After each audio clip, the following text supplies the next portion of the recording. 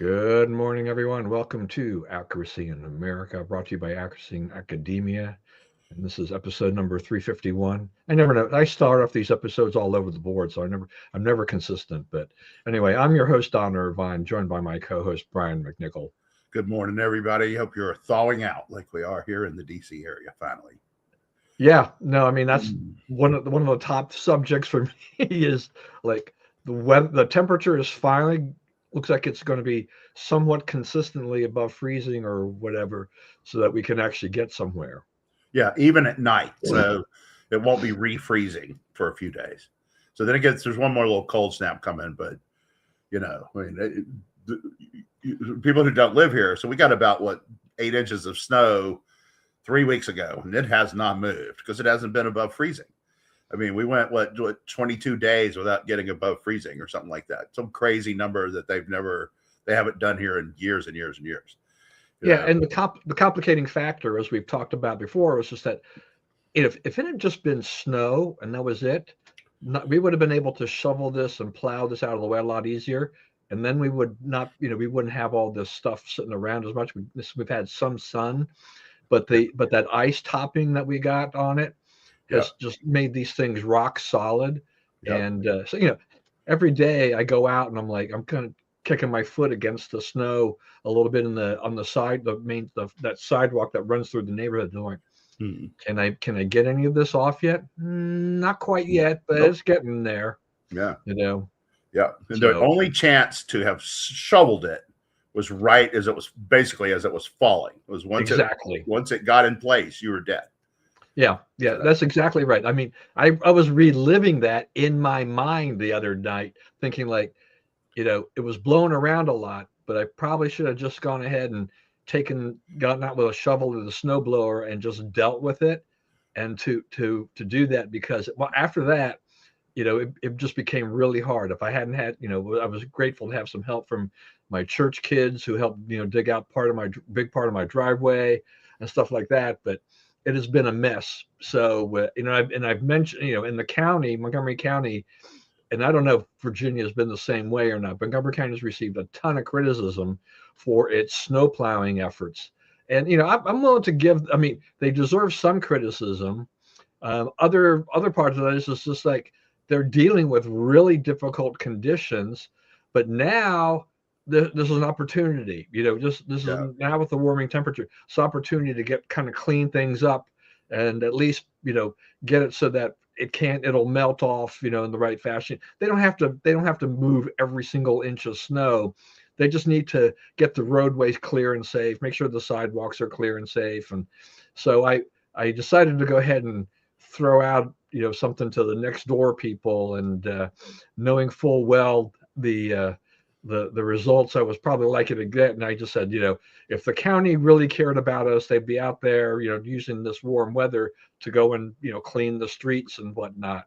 And I got some of the responses were just like, people were like, yeah, it's not happening here. Or people who reported that they've actually seen, dump trucks and front end loaders, and their county was doing it.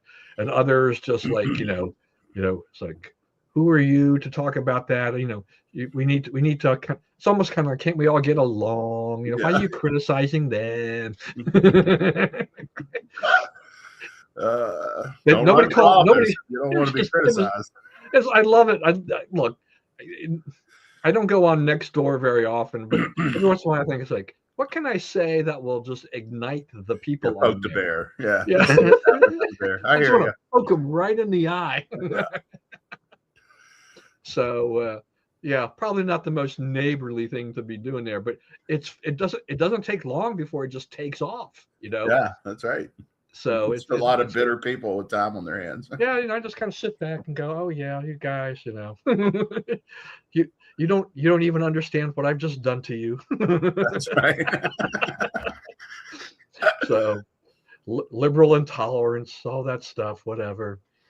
All right. Yeah, no, I'm grateful for the warmer weather for now, and at least, we'll get something there, and maybe I can. I mean, look, I'm seeing little pieces of grass, right, a little on the edges, like the first inch or two. Yeah. Right. right. So That's dirty brown, I soaked, might nasty be at grass. 0.00005% or something like this, but Yeah, it's getting there. yeah. My It's wife was wondering what do the birds do and the wildlife do in this situation. Like, yeah, it's a little bit tough right now because they can't. It's just there's not we much still food have out several there. inches.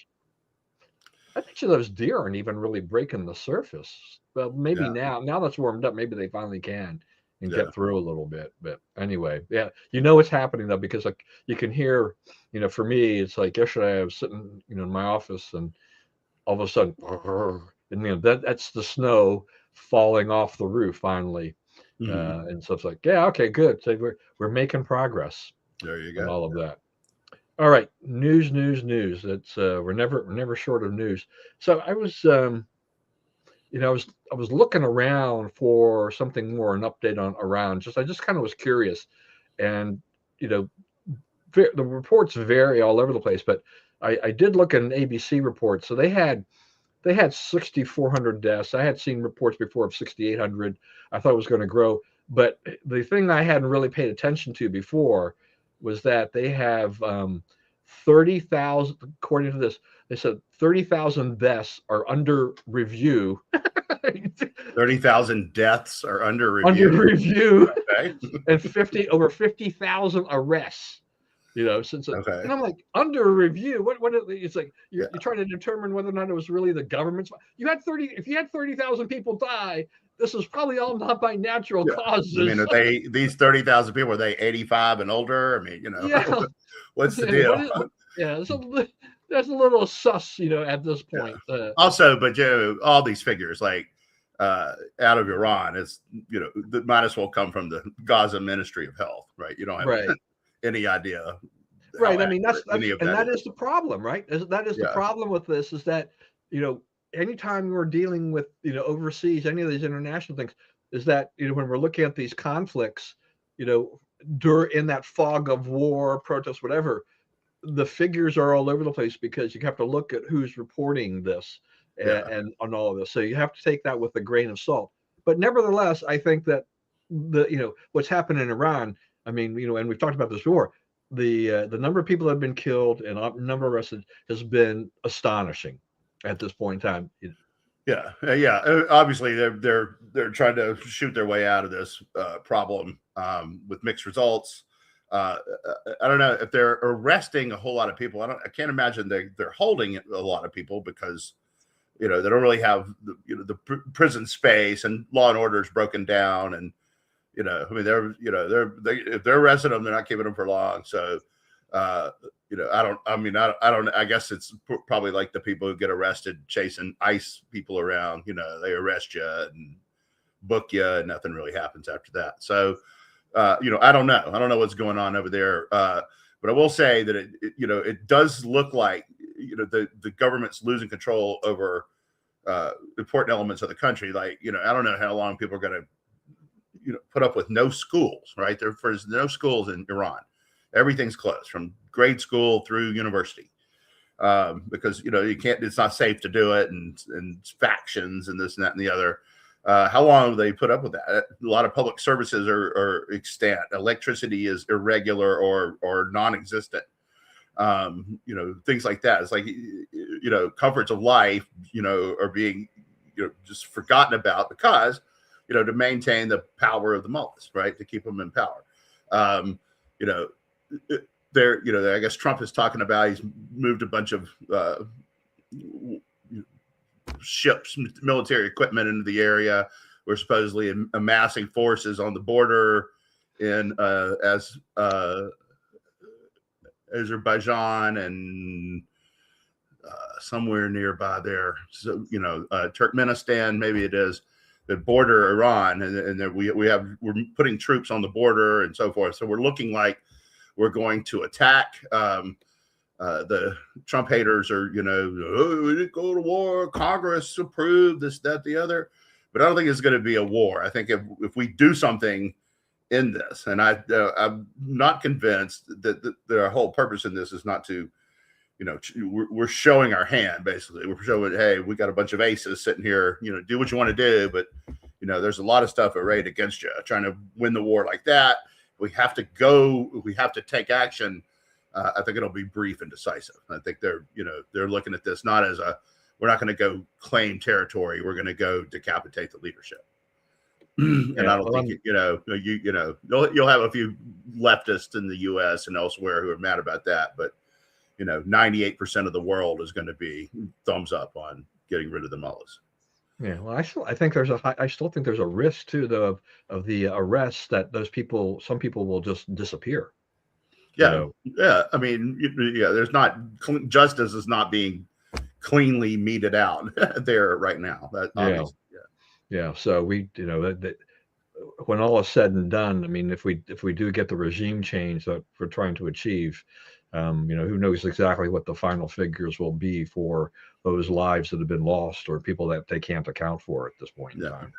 So we'll be keeping our eye out on that. Japanese Prime Minister Sanae Takaichi, right? So anyway, so she called for a snap election, which was, some people thought it was rather surprising, but I thought she was actually in a fairly good position to do so, and she was vindicated because they crushed it. I mean, it was more than a fairly good position. Yeah, she was in a terrific position. Yeah, well, I mean, look, not everybody who thinks they're in good position. Oh yeah, you're right. You're rolling the bones when you do that. Ask what's her name in the UK? May. May is my barometer for misreading the public, right? Also, in May's case, like there were some intervening events from the time she made the decision to the time of the election. Some stuff happened that really hurt her.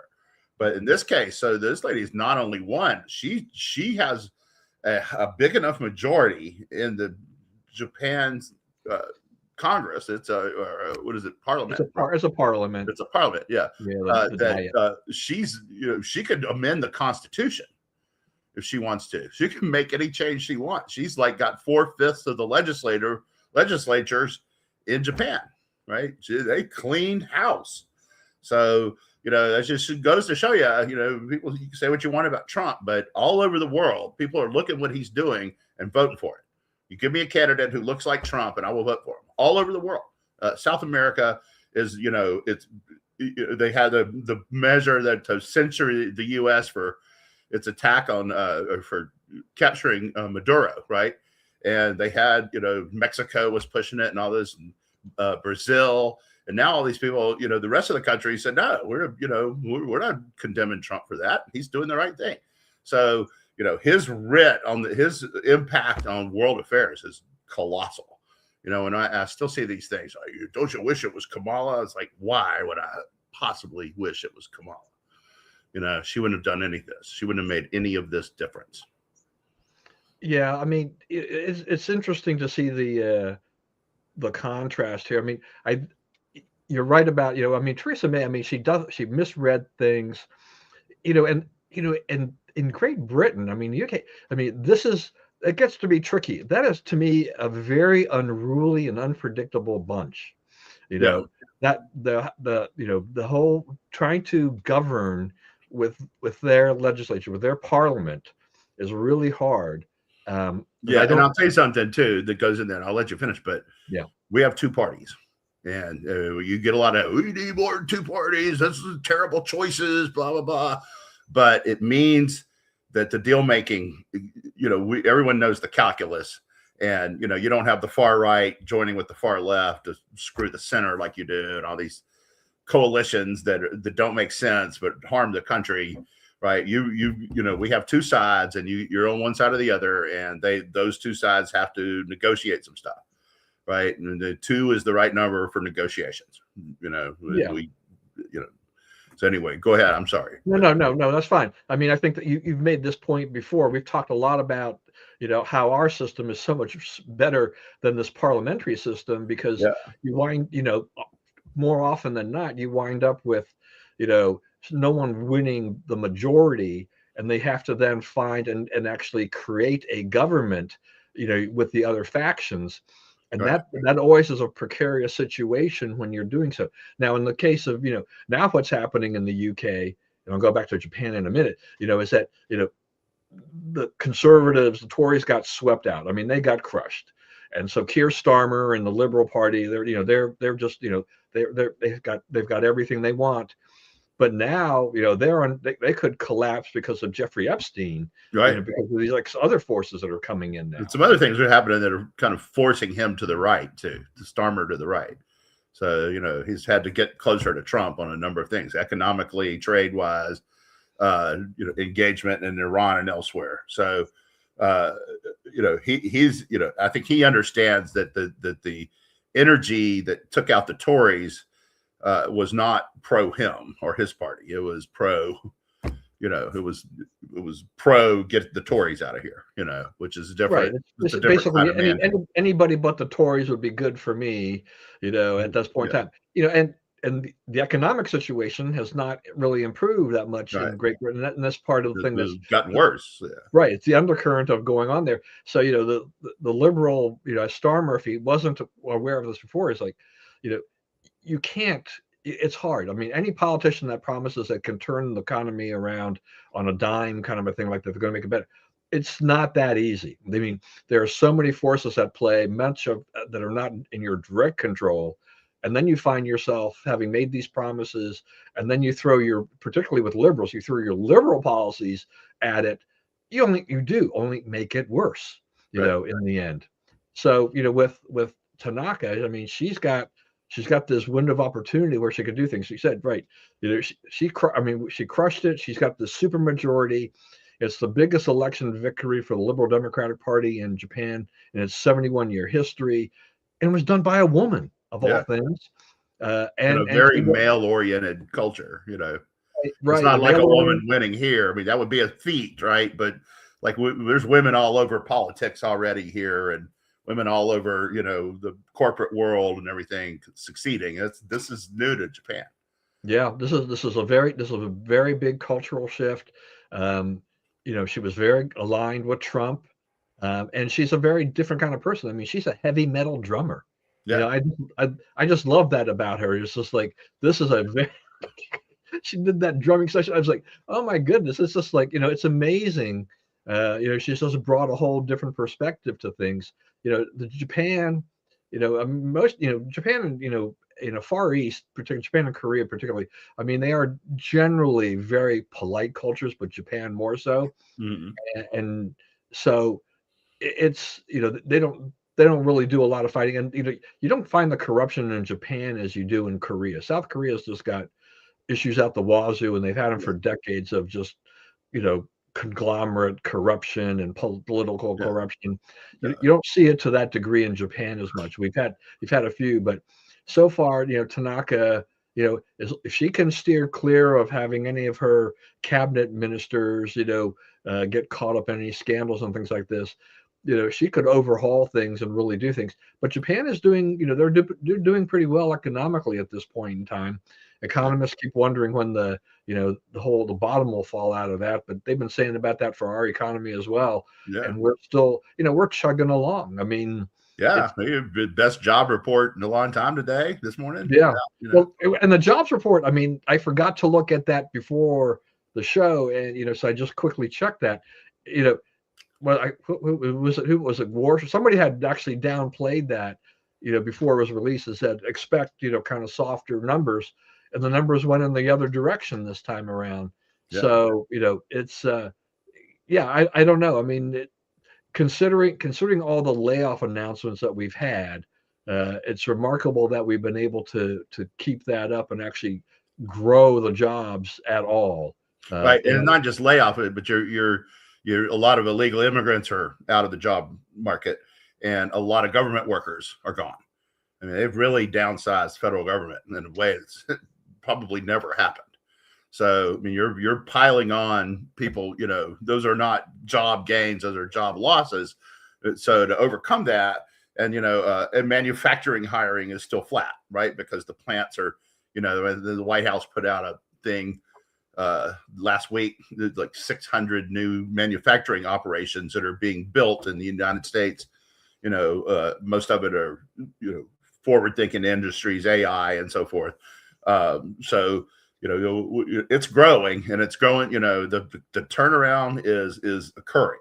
The problem, the challenge for Trump is going to be, voter opinions lock in, right? You have till the summer. Like once we get past the 4th of July, most people have decided whether it's working. And you can have some strong intervening events that change perceptions, but usually, especially when he's going to get judged on affordability and so forth, you need to be showing your gains before July.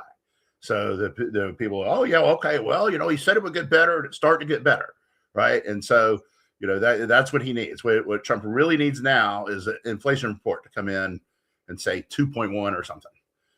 So you're right down by that federal target, and it's obviously lower than it was before. And all the indicators that lead inflation results are trending toward helping him there. So, I think that's the key to him. If he can start going around the country saying, look, it's dropping, it dropped again. We're adding jobs, we're dropping inflation. You really can't argue against the tariffs if we're adding jobs and dropping inflation. And B, our whole plan's working. It's coming online, and with all these manufacturing starts, this is just the beginning of something big. So that's the case he's trying to make by November to preserve the majorities for the midterms. Well, he's got a big job in trying to change a lot of the public opinion, because it, once the other again, thing is too, I was saying that is like the thing we were talking about at the very top of the show is the snowcrete, right? The weather. So like he can't Trump loves the big outdoor rallies, and so do his fans and so forth. So you can't do that now, right? That'll be something that unfolds in the spring and summer. But I think you will see it, and I think that'll also have an impact. Yeah, I mean, he needs to make some kind of push and have a good cohesive strategy there, because once again, I take it with a grain of salt because it is the news media, but I think they're really loving it right now because they're piling on about when they find people who are disaffected, particularly when they can find Republicans or people who say they're Republicans who are not, they're not so confident about Trump and his plan anymore, and then they look at the Hispanic voters, they look at the black voters that kind of went our way in bigger numbers in the last election, and what that they seem to be going back home to the Democrats for this midterm. But there are a lot of variables between now and then, but perception, he needs to change that we are making inroads, significant inroads on things. And I don't know, I mean, beef prices are like record highs. I don't know what you do. I mean, you can't just magically create cattle, and right. And they're starting to import it, from Argentina and elsewhere. So you'll start to get competition, and that's a market forces thing. We have cattle. We're not low on cattle. That's not the deal. So that's a kind of thing that should bounce back. So but I think costs are a bit, and of course this Trump drugs, Trump RX or whatever, I think it'll be hard to argue that's not a positive when people start getting their paying for drugs and seeing that they don't cost near as much anymore. I mean, nowhere near as much anymore. Huge savings over what they were paying. So, he's got it lined up, but it's, but the inflation has got to hit for it. He's got to be able to say, look, it's going down, it's working, stay the course.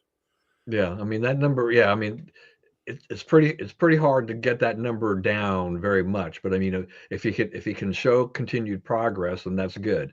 We're at what 2.7 ish. We can get down to 2.5, 2.4. I mean, you said 2.1. That would be core huge. Is like 0.07 or 07 now. So yeah. If it's the core is at 07, then he should be able to get overall to 2 or 2.1. Well, we'll see. I mean, there's so many different things. I mean, there's an argument in Argentina about how I didn't realize in Argentina how they calculate inflation is that they've been dealing with a 20-year-old set of standards and whatnot, and Milei is actually not willing to abandon those and update that to reflect things, though, because right now at least. I guess they've got inflation down to like in the 30% range. I mean, you can always point to other countries and say, look at those guys. Yeah, that's right. but Malay had But from 1,200 to 30 is pretty good. yeah. You know. Yeah, I mean, it's the people are feeling better about things. You know, that it's interesting to see to the kind of the Trump effect over time in foreign countries too. My wife had gone to the dentist just recently, and the one, I guess it was a hygienist or whatever, somebody working over there. She, I guess she's from El Salvador, and her dad just had moved back to El Salvador. Unfortunately, he was on dialysis and had some issues, and I guess some complications. And then he wasn't there very long before complications arose, and then he passed away. But he had been away from El Salvador for decades because of the strife, the guerrillas and all this stuff.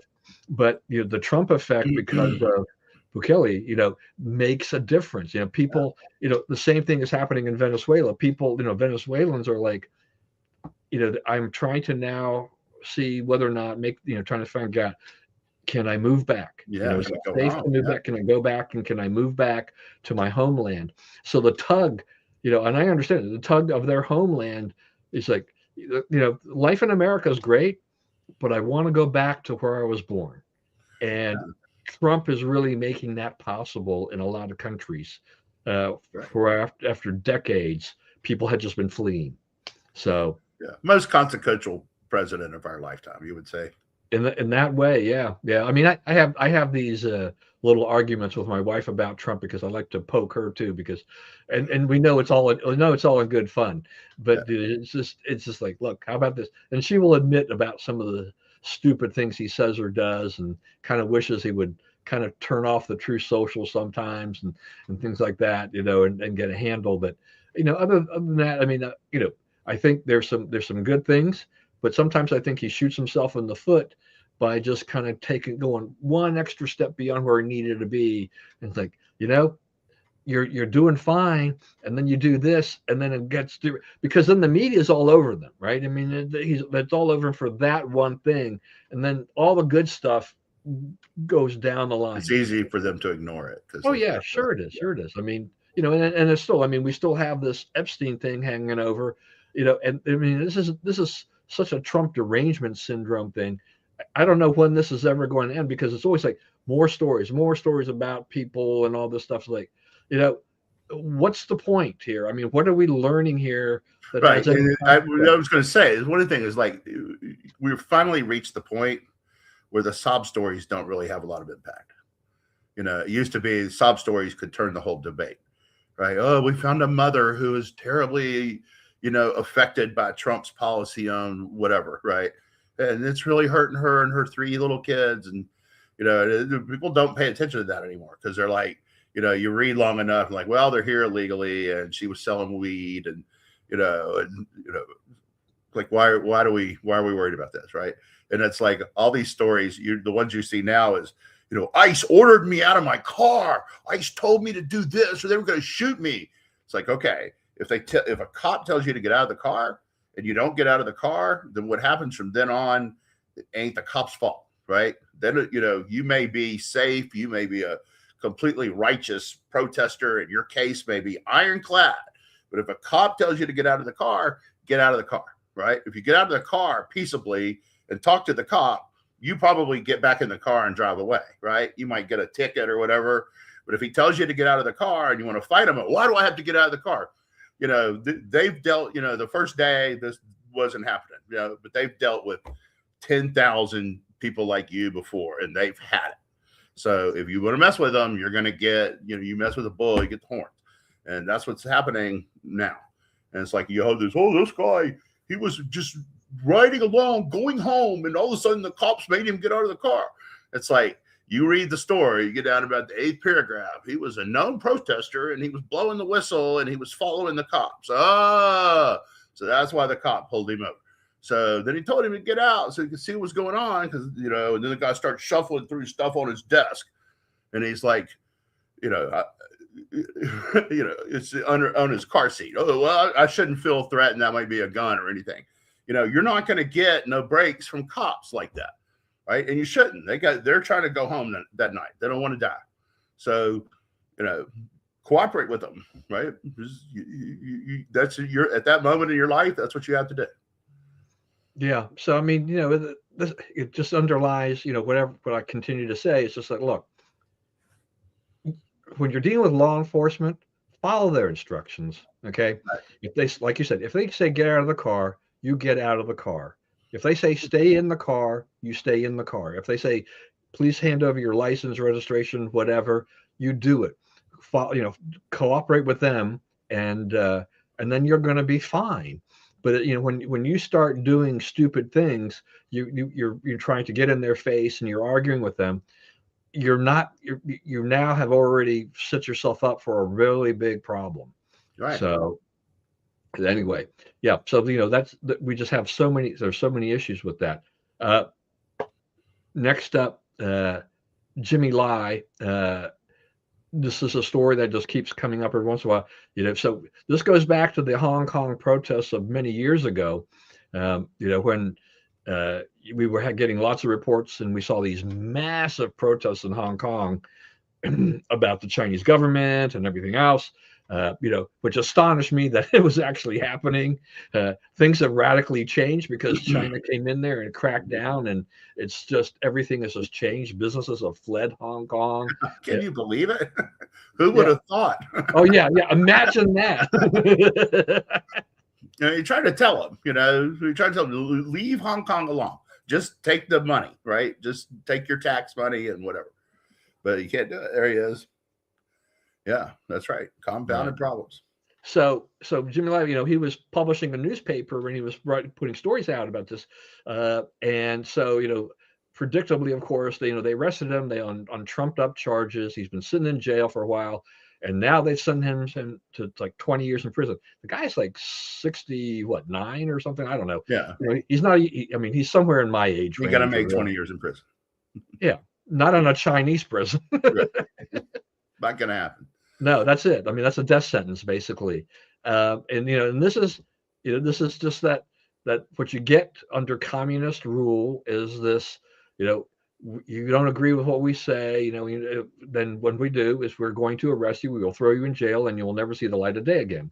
So it's. I mean, the Wall Street Journal. I commend them. The editorial page has been upholding and championing his cause. Unfortunately, there's not much I don't know that anybody can do a whole lot about this at this point in time. I mean, Trump can use a little. He'll find a little diplomatic lever. I'm hoping that he finds a way to do something about this. We'll give you something that we don't really care about to give him back. Yeah, because throwing this guy in jail is just a travesty. But we've seen that. They used to allow Tiananmen Square remembrances. Those are gone. It's just this is a total crackdown on any kind of free speech of any kind at all. Which I mean, China was supposed to be this country theoretically. They were trying to sell everybody like we want to be more like the West. We want the people. And we let them in the WTO, right? Yeah. So the other day, a little report came out that said, what has happened as a result of Trump's tariffs and his messing with China to get the results he wants is our trade deficit with China is back to where it was before they joined the WTO. So the 25 years that they've been taking over our markets and so forth has all been erased. And the manufacturing base that enabled them to finance their system, so forth, is gone and not coming back. It was like, Vietnam, Thailand, and no China, basically, and elsewhere in the world are making that stuff, making cheap Chinese stuff cheaper than the Chinese. So, they made some plays that didn't work, and they're in some serious economic trouble now. And there's recurring reports of shuffling at the top of the leadership and who's in charge and who's about to be in charge, and whether Xi has firm grasp on what's going on over there. Yeah, I mean the thing, Trump's squeeze on some of these countries has put the squeeze, has also put the squeeze on China in that sense too. I mean, not only the tariffs, but China's looking for new trade partners for their goods, and it's been a rough go for them. They find some, but it's the U.S. has a voracious appetite for goods. as we were talking earlier, I mean, the economy still is kind of moving along because we continue to consume, we continue to buy. I mean, even that I mentioned, the beef prices. Beef prices may be at or near record highs, but it doesn't slow the consumption of beef that much. Right. That's right. People still want their beef, That's right. right? So supply and demand. It's like, oh well, you want beef. Well, we don't have as much. We're not churning out as much beef, but as we used to, we're gonna have to charge more. People are like, okay, that's fine. I want my steak. I Yeah. want my. I can't. I just need to do this. Yeah. Right. Yeah. That's an example of one though. He did that to get another concession. Right. He backed off on eliminating the 400,000 slots. So he did shut down the Confucius Institutes in all the colleges, but he is letting the 400,000 people still come in. The students still come in. Yeah, well, I mean, but foreign students coming into to attend our universities, I think the attendance is down, right? I Yeah, mean, a lot fewer applying, and and from all over the world. and that's hurting a lot of those colleges and universities Do because they not care. charge the top dollar to those guys, Yeah. for coming and studying and everything like Tough that. noogies. Do not care. Get some real problems, bro. I mean, universities, they've strayed so far from like why we built them, that it's time for some corrective measures, right? It's time for some harsh market correction. And I think that's what's coming. Like one year, you remember University of Missouri, they had the wild riot and the woman professor was screaming we still see her picture because she was so, nuts, right? Screaming at the students and whatnot. Next year, applications to University of Missouri were 25% of what they had been the previous year. So they lost 3/4 of their applicants, right? There was 3/4 decrease in applicants. So that's a big flagship state university. If they're losing 3/4 of their applicants over this, right? Think about what's going on all over the country. So, and there's also this big push, hey, send your kids to trade school, they'll be on the job making money faster, they'll make more money, it's more consistent, blah, blah, blah. Right. That's happening too. So I think what you'll eventually see is a big raft of people who go to trade school, get out, work those jobs when they're young and healthy and can do it. And meanwhile, on the side, they're studying something in college that they can do in midlife. You get to 35 or 40, all of a sudden you have your degree and you're ready to do something that's not so difficult, physically difficult. So, I think you're going to see trends like that. So I think we're headed in the right direction on sort of punishing colleges for their extremism. And I think, we have 3 years to do it with the Trump administration. I think that should be full on to save higher learning in the country. It needs to be severely disciplined right now. Yeah, I mean, it's interesting because so my kids all went to BYU, so it's a church school. It's a private institution, so it doesn't have doesn't rely on federal dollars to survive and things like that. And so get some federal money, right? So there's some money, but not. I mean, nothing that they don't. They're not Hillsdale. They're not. They don't have the purity. Right. Right. Right. They don't have that, but they, it's. Sometimes I wonder. I mean, they're still they're not immune from from having some woke LDS professors and stuff like that or students in there. It always surprises me. Like I always think of LDS as they're all conservative, but they're not. There's a lot. No. And I was setting this up because I've done a lot of work with the young missionaries that have served in this area for the past almost 8 years now, and they come out for 18, 24 months, they go back home. A large majority of them go out to BYU to attend school in Provo. Some wind up in Rexburg, which used to be the junior college. Beautiful place up in Idaho. Yeah. Okay. Yeah, yeah. Yeah, well, Well, yes and no, because what happens is if you get out of the habit of being a student, it's really hard to get back in. yeah. I mean, I understand what he's Depends saying on the here, but person. I agree more with you because it's like the learning thing almost has to be like continuous, Yeah, or at least somewhat. I mean, like the the kids who decide to come on an LDS mission, they are foregoing their education for a year and a half to 2 years, but they come right back, pick it up, finish. They'll go. A lot of them will go to grad school, do all kinds of things, and then they just continue on in their life. But it struck me. I saw something. I was looking on Facebook the other day, and one of the girls who had gone home, probably that's probably been a couple of years at least now. Um, she had a Facebook story which I didn't get into because I just saw the brief little clip at the beginning, and there were a bunch of students apparently at BYU protesting their recruitment by CPB, on campus, and I'm like, what? It's like their jobs for heaven's sakes. Um, it's not ICE, okay? Anyway, no, it's a Custom and Border border Patrol. patrol. Yeah, It's a different mechanism in there, and this is not exactly the greatest job market in the world. BYU actually is an area where a lot of recruiters like to go to because they like the profile of Latter-day Saint students and yeah. BYU students. So they go there, but yeah, it's like you have a few students out there protesting. It's like, you people are just, you're just dumb. Yeah. But they've been caught up.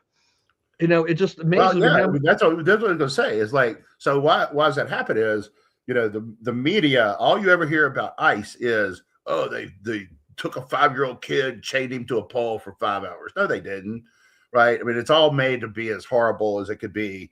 They're just grabbing people off the streets. No, they're not. They know exactly who they're looking for, and anyone else who gets grabbed up by them did so because they put themselves in the situation. Right? They're not there to collect a bunch of extra people. They're there to collect the bad guy they're headed to get.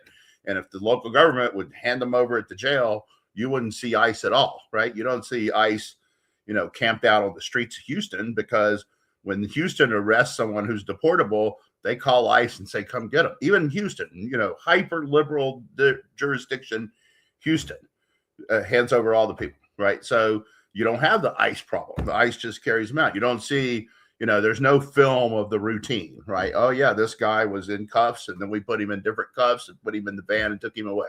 You don't see that, right? What you see is the fighting on the street, because that's photogenic, and that's what the media wants you to think of this. So, I talk to people frequently about this who, their idea of this is that ICE is just going up and down the streets and just stopping and harassing whoever they see and demanding their papers and all this stuff. And that's not it at all. But that's what's presented to them in the media, and they don't know any better. Yeah, I don't. It's interesting too because the church has New Providence, Dallin Oaks, you know, Mm-hmm.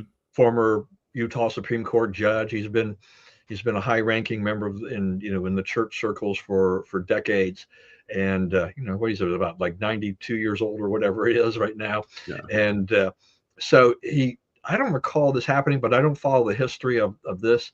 So BYU has these what they call weekly devotionals on campus at the Marriott Center, and yesterday it was President Oaks, and I wonder, if some of this activism, that they're seeing by some of the students, kind of just said, I need to go there and I need to talk to the students. And I watched part of that talk. I forgot to set my timer or whatever for doing that. And so I caught only the bottom.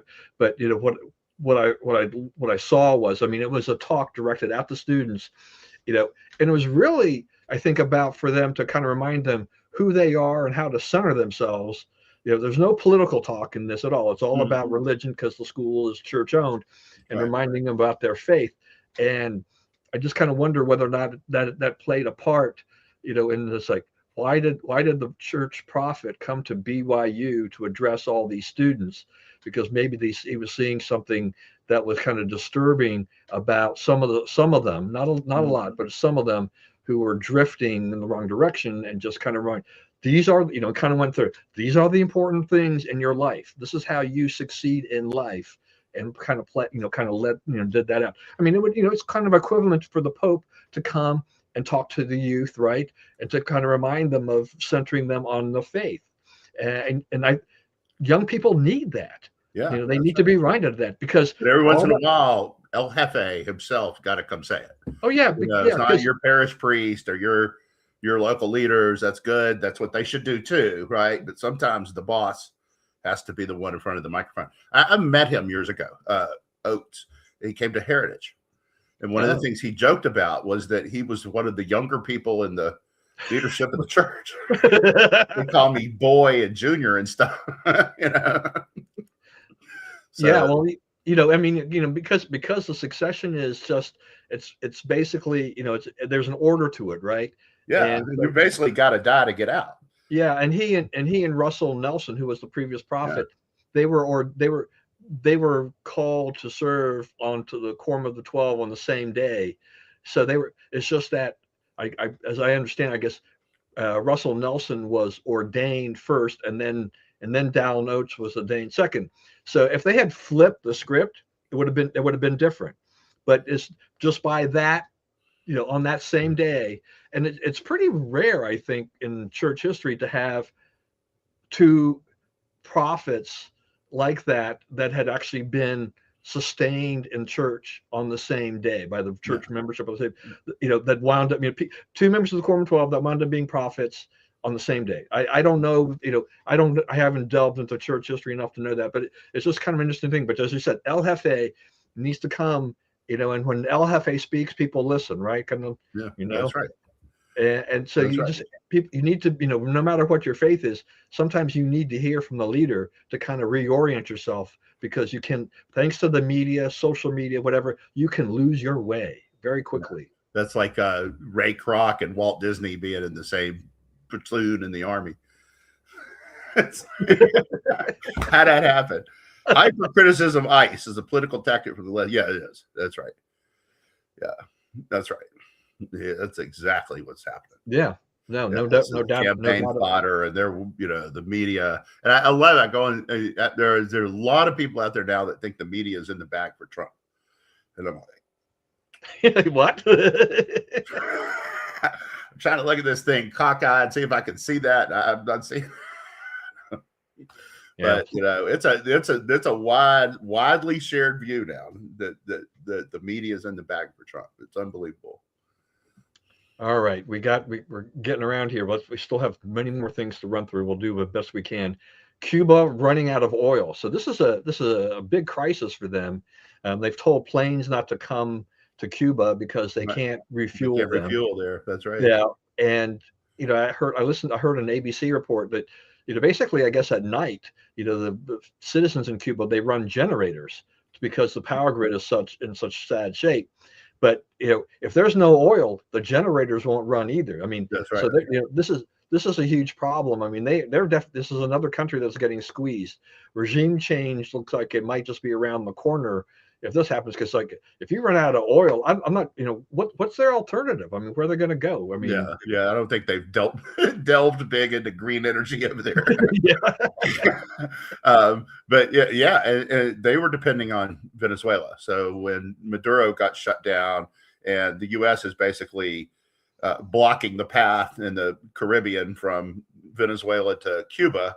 They're out. They can't get it. They can't get oil, and they are not worth people trying to wildcat it and run the blockade and so forth, because that's what do you get if you're the guy who has credit for saving Cuba? What does that get you? Right? Not really anything, right? So I'm with you. I think that we finally may be looking at the beginning of the end of the regime there. And I think that's one that where I think Trump, he's Secretary of State as a Cuban, that we're uniquely prepared to jump in there and solidify that victory for humanity. Yeah, I mean, I'm sure if there's regime change there, I'm sure there are plenty of Cubans in Miami that would be like, "Oh yeah, I'll go back, or at Oh least I'll buy yeah, a home." Right? I mean, they would love to go back to their country and help rebuild it and do whatever, yes, get indeed. out of under the the whole communist thumb. And you think about, like you were talking, you mentioned the Marriott's earlier, right? Maybe Marriott Center or something out there at Brigham Right. Young. The Marriott's and the Hyatt people and so forth.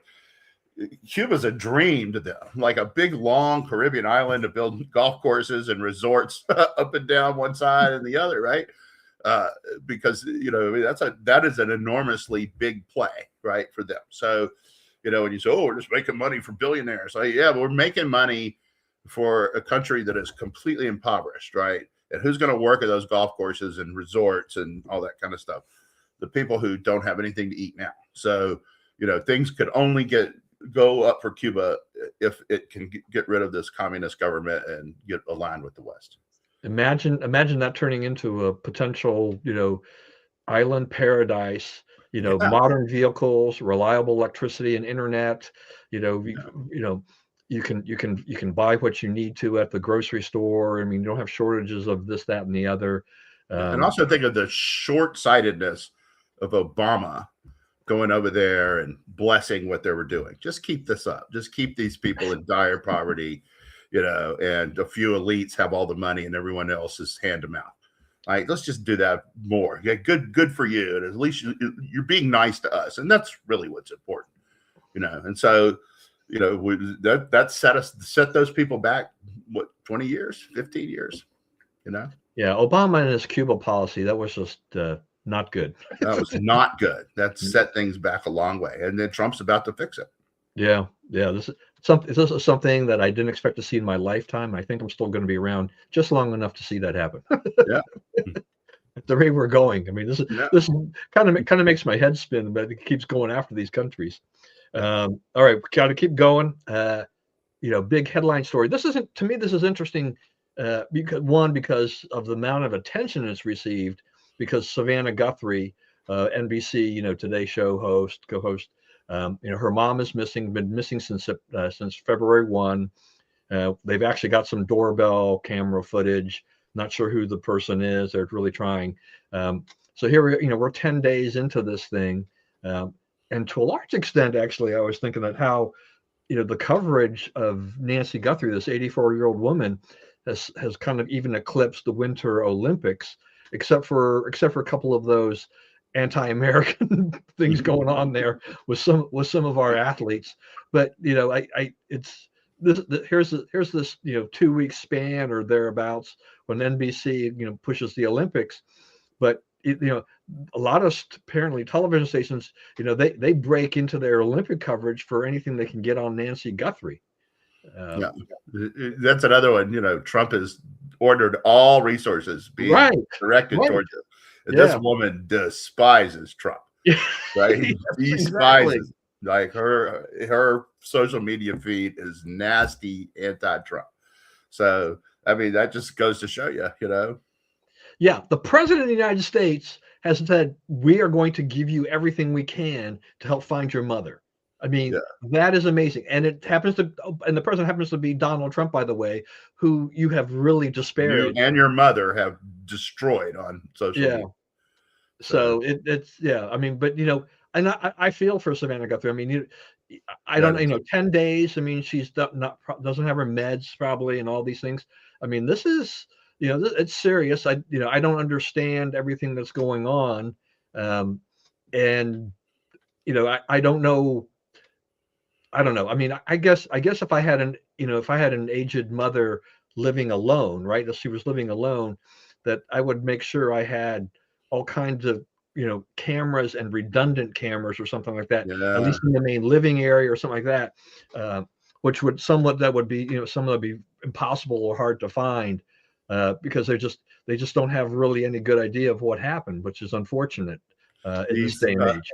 my cousin, his other grandmother that I'm not related to, like, she had dementia and she wandered out of her house and no one saw her for days and days and days.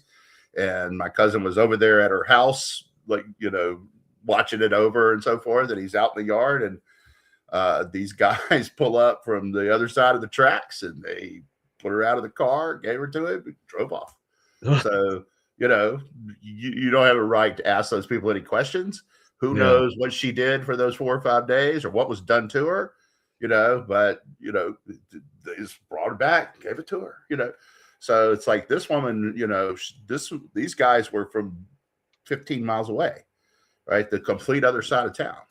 So, you know, how does that happen? How did she get there? Who knows?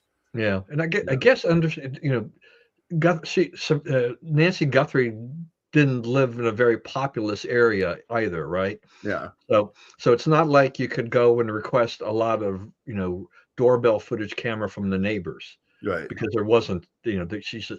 So that's, you know, look, I don't know, you know, everybody makes their own choices in life in terms of how they live. But I'm telling you is that, you know, as a person that continues to get older, which we all do, is that the last thing I'm doing is living, you know, it's like you know, you look at Roscoe Bartlett, okay? Yeah. I love, you know, Roscoe Bartlett is off the grid. He's somewhere, and like, you know, anything could happen. Nobody would know for a long time potentially, because he's just out in the middle of nowhere.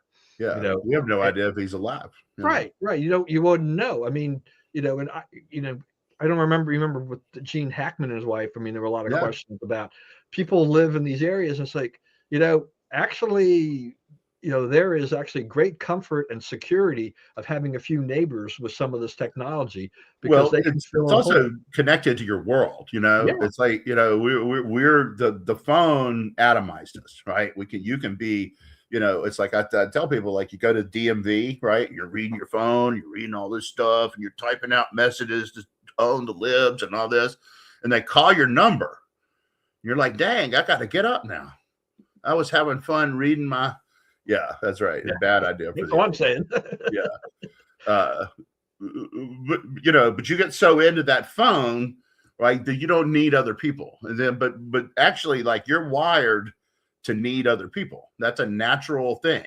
And so, you know, I think that we need to look at, like, how disconnected we've become and what to do about that. Yeah. All right. Well, we'll do a couple more things and then wrap it up. I just wanted to get your opinion on it. Trump, he wants to reverse the endangerment finding. Yay! That's a huge. This is something I know that's kind of up your alley too. Yeah. You know, so what the endangerment finding said was that carbon is a dangerous substance, and since it's dangerous, they have the right to regulate it. And so, in the course of regulating it, you got, you know, the Clean Power Plan, which was ruled unconstitutional, and, you know, all this other stuff that made energy more expensive, harder to harvest, and so forth. Because, you know, the goal is to keep this dangerous carbon in the ground. I mean, you know, no carbon, no trees, right? No carbon, no life. So, you know, it was always stupid, and it was always a pretext for control over how energy is harvested and brought to market, right? That's all it's ever been, is aimed at industry. Energy industry. It doesn't have anything to do with things that actually endanger us. So, you know, it was always a joke. It was always a horrible lie. And thank goodness that we finally got the power to get rid of it. That came from, there was a case that overturned the case that created the endangerment finding, or locked it in, basically, was Massachusetts versus EPA, and the Supreme Court overturned it in the previous term. Yeah, and I guess the environmentalists will be fighting this, but it'll take years. It may take years to do that if they're going to go to the courts. I don't think you'll ever see that it come back, because, you know, even if the political climate changes and you had Democrats in charge, you can't really make that argument anymore, because, you know, it's been warmer when carbon was lower. It's been hotter when carbon was higher than it is now. So, you know, it doesn't, the link between carbon and global warming has been severed. And I think it would be a big, hard policy climb to do it again. And I don't think they've got other stuff they want to do that won't be a priority. Yeah, I mean, we have a lot of data since all of that. So we should say, you know, that's right. All right. Last but not least, we will finish with Bad Bunny versus Turning Point USA halftime show. Okay. Now, I didn't watch the Super Bowl because I've boycotted the NFL since Colin Kaepernick. You know, I've been reading some stories and whatnot. I don't know Bad Bunny from Bugs Bunny, you know, at this point in time. But, you know, so he's a Puerto Rican singer or somebody, anyway, and he did most of his program in Spanish. I have seen reports about his lyrics are just offensive. They're just really, they're horrible. He wouldn't have gotten away with saying that stuff in English. Right. Exactly, sure. Right. Yeah. Now the FCC is looking into, you know, whether that matters, right? If you say the stuff in Spanish, are you still in trouble? You know, I don't know. Okay, great, wonderful. I mean, just go ahead and swear and use all those other words in a language that most people, you know, a lot of people don't know. And this, it'll be fine because, you know, we're Americans and most of us speak English and we don't understand, you know, whatever. I didn't understand it. I watched it. I didn't understand what it was, and I saw the lyrics. I'm like, wow. Well, you know, so my thing is like, it's just that, you know, to me it seems like the media reports are like this. They had made this whole halftime show about unity or this, you know, going all over the place, and it was this big show of coming together or whatever like this. But if you didn't understand the lyrics, then you know, there's no, just forget it. I mean, the lyrics were demeaning, they were offensive, they were vulgar. Sorry, I mean that's not it. Compare that to, you know, Turning Point, you know, which, you know, they had on their YouTube channel. I mean, I don't know all the controversy about Kid Rock, whether or not he lip synced or not or whatever. Who cares? Yeah, who cares? So the Super Bowl attracted fewer people this year than it did last year, according to initial reports, like 124 million versus 127 million. I don't know how many people watched the halftime show. 128 million. Okay. Halftime. And then, you know, and then Turning Point USA, as of a day ago, had 19 million views on their YouTube channel, 5 million of those concurrent. Apparently, you know, I thought actually that was remarkable to me that they went ahead and made this production, and they got 19 million views.